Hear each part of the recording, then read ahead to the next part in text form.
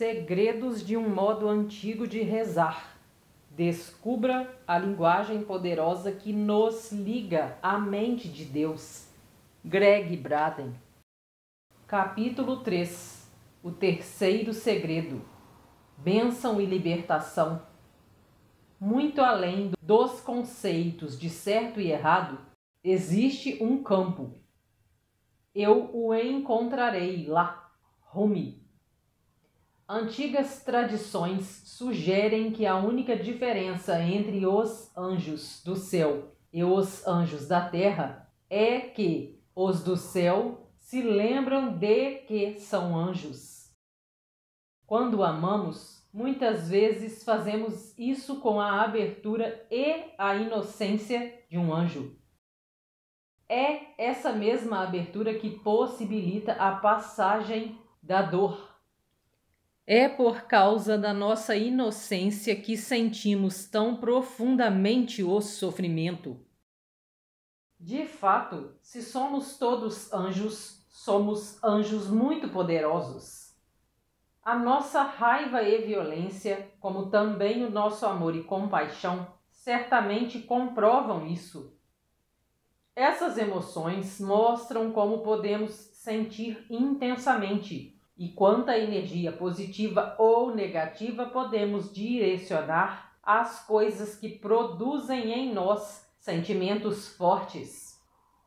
Quando vejo multidões enfurecidas nas ruas de qualquer país, matando e destruindo coisas que são muito importantes para elas, digo para mim mesmo, que anjos raivosos. Quer você acredite ou não que somos anjos, a realidade é que existe algo em nós que nos predispõe a sofrer emocionalmente de um modo sem paralelo em outras criaturas. Quando sofremos verdadeiramente, o poder da bênção é o segredo da cura. Às vezes, a vida questiona as crenças até das pessoas mais amorosas e piedosas.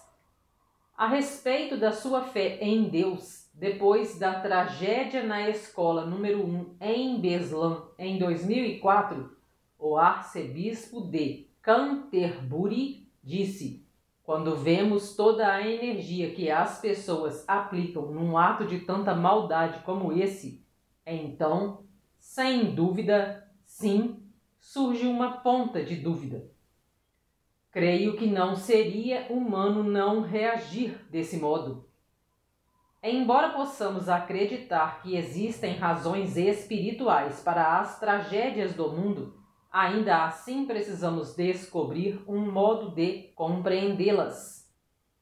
Muitas vezes a oração é o antídoto recomendado para amenizar a dor das atribulações.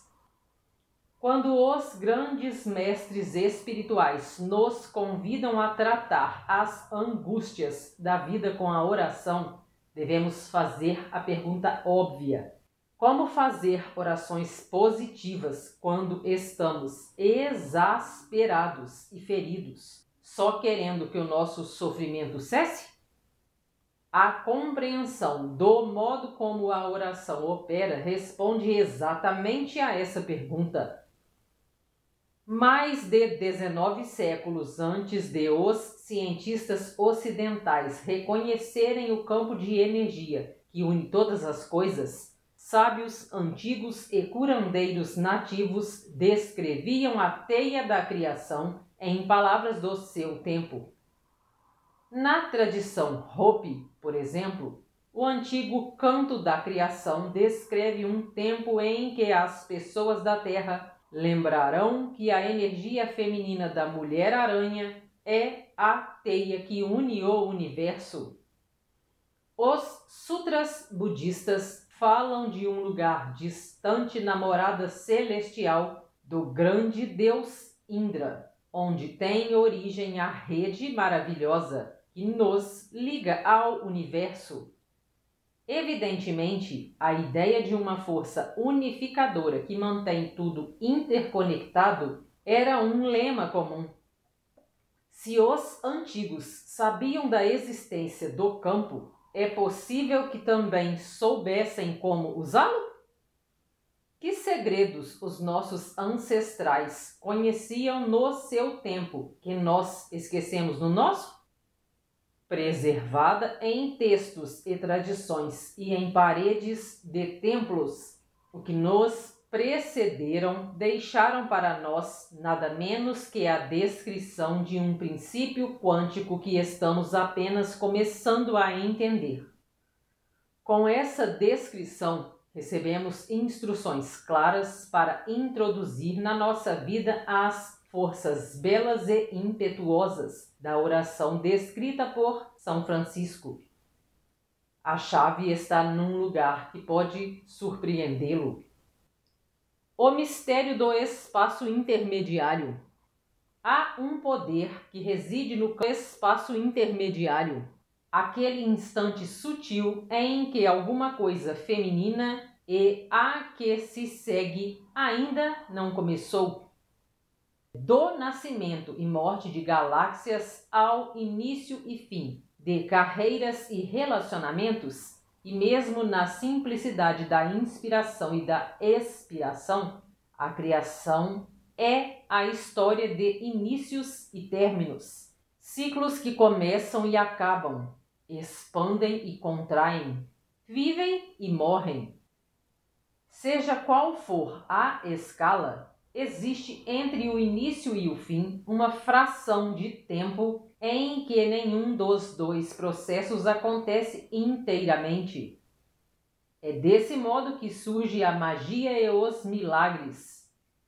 No instante intermediário estão todas as possibilidades e nenhuma foi ainda escolhida.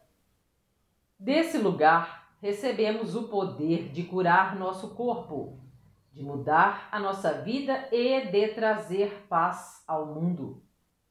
Todos os eventos nascem nesse momento mágico e poderoso. O mistério e as possibilidades do espaço que relaciona dois eventos são reverenciados há muito tempo nas tradições de sabedoria do passado. Tradições nativas da América do Norte, por exemplo, afirmam que 2 vezes por dia a Terra entra precisamente nesses reinos místicos. Encontramos um dos reinos imediatamente depois que o Sol desce na linha do horizonte, logo antes que a escuridão da noite chegue. O segundo reino ocorre logo antes que o Sol reapareça no horizonte, depois do período mais escuro da noite. Ambos são momentos crepusculantes, nem completamente dia, nem totalmente noite. As tradições sugerem que é durante esse período que ocorre uma abertura em que verdades profundas podem ser compreendidas. Grandes curas podem ocorrer e as orações têm a sua maior força. O antropólogo Carlos Castaneda, em sua obra clássica A Separate Reality, chamou essa abertura de fenda entre os mundos e a descreveu como um ponto de acesso aos reinos invisíveis de espíritos, demônios e poder. Cientistas modernos admitem o poder desse lugar. Para eles, porém, trata-se menos de dia, noite e tempo, e mais da matéria de que o mundo é feito. Da perspectiva de um cientista, o que vemos como o mundo sólido à nossa volta é tudo menos sólido. Quando a sala de cinema local projeta uma imagem em movimento na tela à nossa frente, por exemplo, sabemos que a história que vemos é uma ilusão. O romance e a tragédia que nos emocionam profundamente são, na verdade, o resultado de muitos quadros imóveis projetados rapidamente, um depois do outro, para criar a sensação de uma história contínua. Enquanto os olhos veem as figuras isoladas, quadro a quadro, o cérebro as agrupa naquilo que percebemos como um filme ininterrupto. A física quântica sugere que o mundo funciona da mesma forma. Por exemplo, o que vemos como o gol no futebol ou o triplo axel de um praticante de patinação artística num programa esportivo numa tarde de domingo, em termos quânticos, é de fato uma série de eventos individuais que acontecem muito rápida e proximamente. Do mesmo modo que muitas imagens interligadas fazem um filme parecer real, a vida na realidade acontece como breves, minúsculas explosões de luz chamadas quanta. Os quanta da vida acontecem tão rapidamente que, a menos que o cérebro seja treinado para operar de modo diferente, como em algumas formas de meditação, ele simplesmente efetua a média dos pulsos para criar a ação contínua que vemos como os esportes de domingo. Nessa explicação simplificada da vida, encontramos também o elemento fundamental para a nossa cura. Para que uma explosão de luz termine antes que a seguinte comece, deve haver, por definição, um momento intermediário. Nesse espaço, por um breve instante, existe um equilíbrio perfeito em que nada acontece. Os eventos que levaram à explosão estão completos e os novos eventos ainda não começaram. Nesse lugar de coisa nenhuma, todos os cenários de vida, morte, sofrimento, cura, guerra, paz existem como possibilidades e em potencial. Esse é o lugar onde sentimentos e orações se tornam as matrizes da vida. É o estado emocional durante a oração que determina o tipo de matriz que criamos. Sabendo que o campo é reflexo das nossas crenças interiores, precisamos encontrar um meio de limpar o nosso sofrimento e raiva antes de rezar. Se pensarmos sobre isso, veremos que faz muito sentido. Afinal, como podemos esperar que a mente de Deus reflita cura e paz se sentimos medo e sofremos? Assim, diante das fortes emoções de raiva, frustração, inveja e angústia, como podemos sentir alguma outra coisa para que as nossas orações tenham todo o seu vigor? Como podemos deter as emoções negativas enquanto estamos no poderoso espaço intermediário? Para responder a essa pergunta, inspiramo-nos novamente na sabedoria do passado. O campo de Rumi, além do julgamento. Não há dúvida quanto ao poder que os antigos autores dos manuscritos do Mar Morto atribuíram ao espaço intermediário. O Evangelho Essênio da Paz lembra-nos: no momento entre a inspiração e a expiração, ocultam-se todos os mistérios. Como em outras tradições, as ordens mais elevadas dos ensinamentos essênios contêm instruções sobre o modo de usar o espaço intermediário como preparação para a oração. Especificamente, elas descrevem como podemos preparar a mente, o coração e o corpo antes de começar a rezar. Mesmo que seja por apenas um momento, somos convidados a criar uma experiência que suspende temporariamente os nossos julgamentos, medos e dores. Desse estado neutro, podemos oferecer a nossa oração inspirados pela força e pela clareza, e não pelo julgamento turvado que brota do sentimento. Isso permite entrar no diálogo sagrado com a mente de Deus, num estado de consciência que traz os maiores benefícios da oração para a nossa vida. Com palavras eloquentes e simples, o poeta Sufi Rumi nos convida a reunir-nos a ele nesse lugar neutro depois de tê-lo descoberto dentro de nós mesmos. Ele faz seu convite em duas afirmações breves, mas muito fortes. Muito além dos conceitos de certo e errado, existe um campo. Eu o encontrarei lá. Como chegamos a esse lugar quando a vida nos mostra um mundo que parece assustador e perigoso?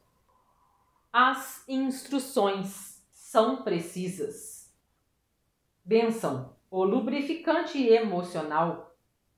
Hoje encontramos a explicação para o campo além do certo e do errado de Rumi, na sabedoria da bênção. Talvez, contrariamente à crença popular de que, ao abençoarmos alguma coisa, colocamos nela o nosso selo de aprovação, essa forma de bênção não contemporiza nem desestimula ou incentiva qualquer ação, circunstância ou evento. Ela não concorda nem discorda de qualquer ponto de vista. Simplesmente reconhece o que aconteceu. O ato de reconhecer sem julgar é a abertura que possibilita que a cura se inicie. E a razão é esta. Quando algo nos atinge tão seriamente que precisamos reagir, reprimir ou repelir, a nossa tendência é não dar atenção ao que sentimos. É assim que lidamos com muitas experiências. Isolamos a emoção que envolve o que experimentamos e a ocultamos nas profundezas do nosso íntimo, para que não machuque ainda mais. Mas a dor não vai embora simplesmente. Ela fica onde a depositamos. Então, no momento em que menos esperamos, ela encontra um modo de retornar à superfície. Muitas vezes de uma forma que nunca escolheríamos. Isso é especialmente comum em pessoas que vivem episódios emocionalmente traumáticos que podem variar desde cenas em campo de batalha e estupro até abusos praticados contra crianças e violência doméstica.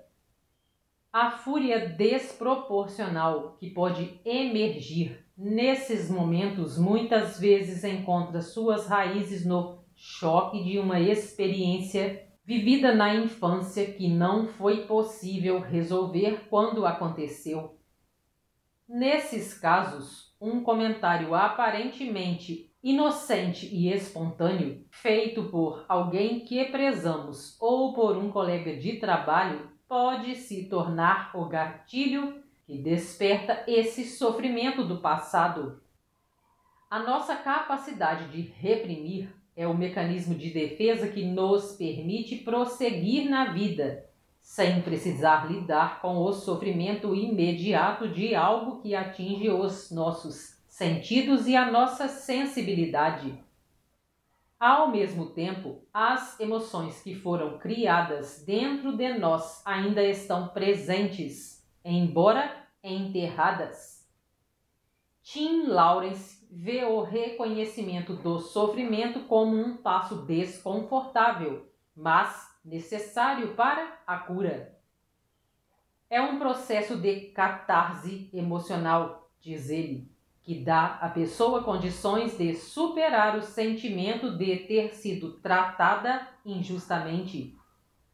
Alguns podem achar que o mecanismo de defesa de disfarçar o sofrimento funciona tão bem, de fato, que acreditam ter curado a experiência. Podem inclusive acreditar que esqueceram o que os fez sofrer inicialmente. O corpo, porém, não esquece. Estudos mostram que o DNA e as células do nosso corpo estão em comunicação direta com os sentimentos que temos com relação à nossa vida. Para cada sentimento, o corpo cria uma química semelhante. Com a liberação de hormônios auspiciosos, a vida, como o DHEA ou como o cortisol, nós sentimos literalmente o que pode ser chamado de química do amor e química do ódio. Sabemos intuitivamente que isso é verdade porque percebemos que a alegria e a estima têm uma influência positiva sobre o nosso corpo, fazendo sentir-nos cheios de energia e mais leves. Ao passo que o ódio e o medo têm o efeito contrário. Algumas tradições holísticas sugerem inclusive que doenças como o câncer são expressões de raiva, ressentimento e culpa não resolvidos que emergem de partes do corpo onde foram depositados anos antes. Embora talvez não possamos provar isso cientificamente no momento, a correlação entre o trauma emocional e os órgãos a ele associados existe claramente e merece mais estudo. Com essa compreensão em mente, parece que negligenciar as coisas que nos causam sofrimento pode ter efeitos prolongados que não nos interessam absolutamente. Faz sentido encontrar uma maneira de transformar algo que nos causa sofrimento numa nova experiência que nos seja proveitosa. Podemos fazer isso dando-nos conta desse algo e permitindo que se movimente através do corpo. É aqui que a bênção entra no processo de cura. Você que gostaria de se aprofundar no seu despertar, acesse agora o link Cápsulas do Despertar na descrição desse vídeo. Você tem carro? Tem seguro? Que tal um plano que cabe no seu bolso? Que inclusive cobre orçamentos de outras seguradoras, caso o seu plano esteja próximo de vencer e precise renová-lo. Mande mensagem no WhatsApp que deixarei na descrição desse vídeo. Gostaria de acessar dicas preciosas para faturar dinheiro usando as suas redes sociais? Eu utilizo e super recomendo o curso Garimpo Digital do professor Marcos Trombetta. Interessado? Acesse o link na descrição desse vídeo. Gostaria de participar do meu grupo de transbordo Destrave Sua Prosperidade no WhatsApp? Acesse o link que deixarei na descrição do vídeo. Gostou do vídeo? Curta, compartilhe, comente o que você achou deste vídeo. Se inscreva no canal para ajudar no crescimento dele. Assim, o conteúdo chegará a mais pessoas. Ative o sininho para receber notificação quando eu compartilhar vídeo novo. Faça parte do meu grupo no Telegram, pois lá eu compartilho os conteúdos novos. Conheça também os meus outros canais aqui no YouTube. Deixarei os links dos outros canais na descrição e também o link para acessar o meu grupo do Telegram. Gratidão por assistir. Grande abraço, fica com Deus. Tchau, tchau.